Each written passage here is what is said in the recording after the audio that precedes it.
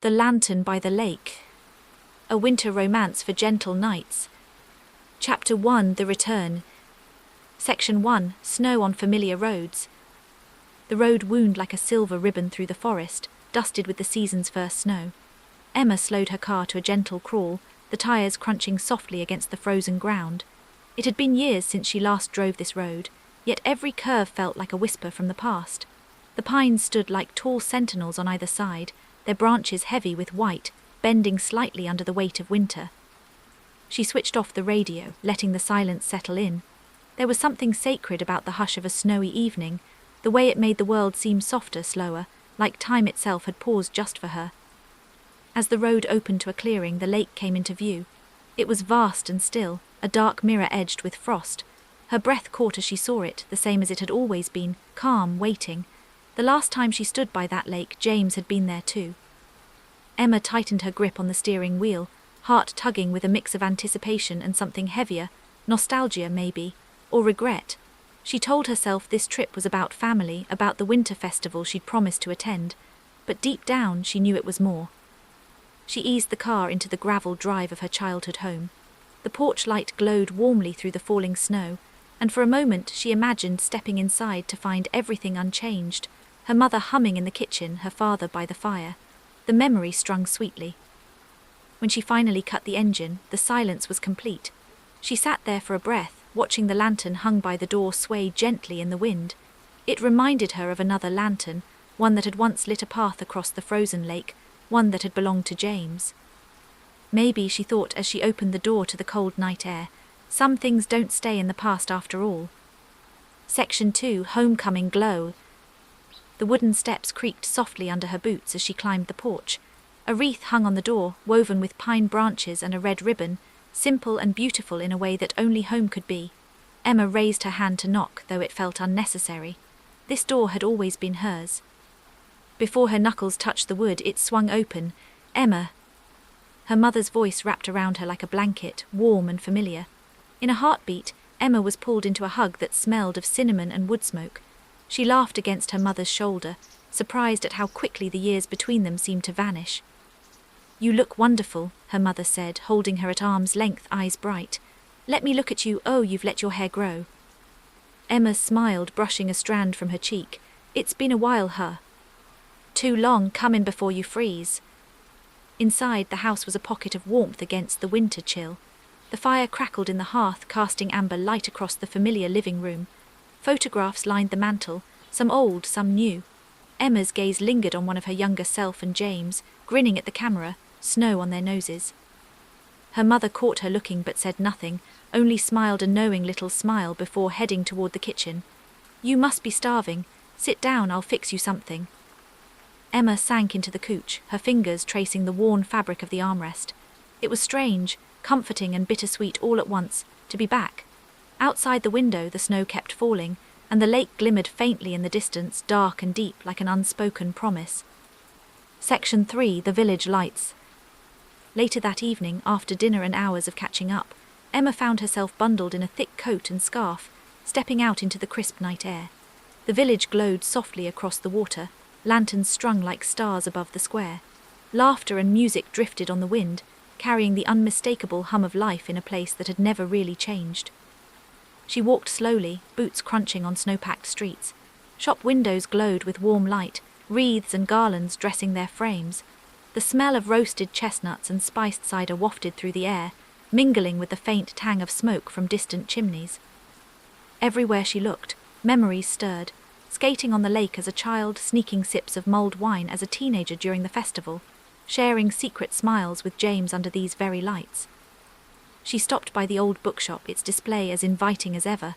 In the glass she caught her reflection, and then behind her another figure moving down the street, tall, broad-shouldered, familiar in a way that made her heart skip.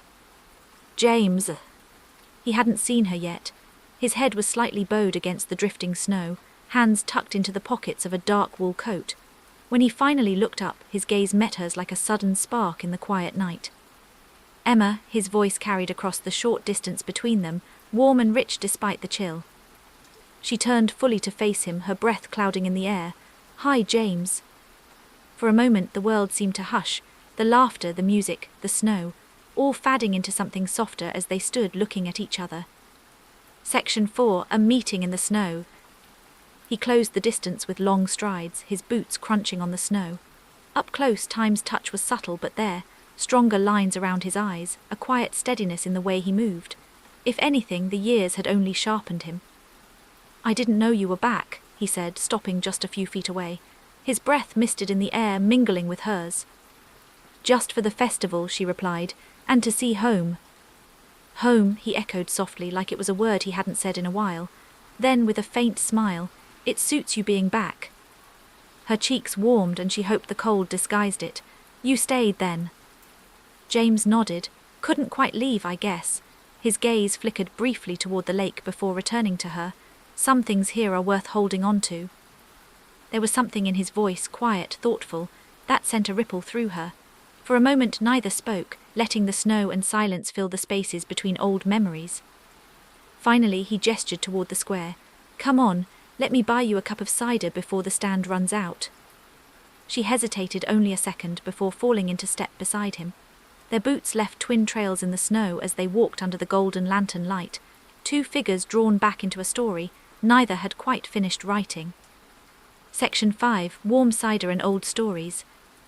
The cider stand was a simple wooden booth draped in garlands, a small curl of steam rising from the kettle within. The air was fragrant with apples, cinnamon, and clove. "One hot cider," James said to the vendor, then glanced at Emma with a raised brow. "Or two." "Two," she said quickly, a smile tugging at her lips. When he handed her the steaming cup, their fingers brushed, just a whisper of contact, but it was enough to spark an echo of something she'd almost forgotten, the way a small touch could feel like a promise. They walked slowly around the edge of the square, sipping cider and watching the dancers swirl to the sound of a fiddle band. Strings of lanterns swung gently in the winter breeze, casting rippling light across the snow. "Remember when we tried to join the dance?" Emma said, laughing softly at the memory. "And tripped over each other like fools," James added with a grin. "I think we nearly took out half the circle." "You never were much of a dancer," she teased.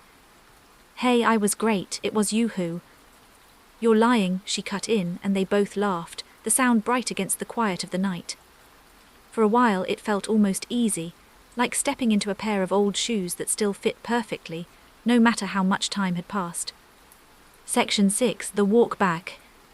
When the cider cups were empty and the square began to thin of revelers, James offered, "Walk you home." Emma hesitated. The house wasn't far, but the thought of saying goodnight already left an odd ache in her chest. "Sure," she said, and they set off together, their footsteps soft against the snow-laden road. The night was clear now, stars pricking the velvet sky, the lake catching glimmers of silver where it wasn't yet frozen. The hush between them wasn't awkward, just full. "You ever miss it?" James asked after a while, his voice low. "Miss what?" "This," he said, sweeping a hand toward the lake, the sleeping village, the trees standing silent under frost. She thought about it, breath puffing white in the air. "I guess I didn't realize how much until now." He nodded, eyes on the horizon. "Some places don't let go of you, even when you think they have." Her heart tugged at that. She wanted to ask if he meant her too, but before she could, they reached her porch. James stopped at the steps, snow dusting his shoulders. "It's good to see you, Emma." "You too," she said softly, fingers tightening around the railing as if it could steady her against the swell of something she wasn't ready to name. He tipped his head in a faint nod, a small smile curving his lips. "Good night." And then he was gone, his footsteps fading into the snowy dark, leaving her standing in the lantern glow with her heart beating like a secret in her chest. Section 7, morning light and pine shadows. Emma woke to the pale glow of dawn filtering through her curtains. The house was quiet except for the faint crackle of the fire still smouldering in the hearth.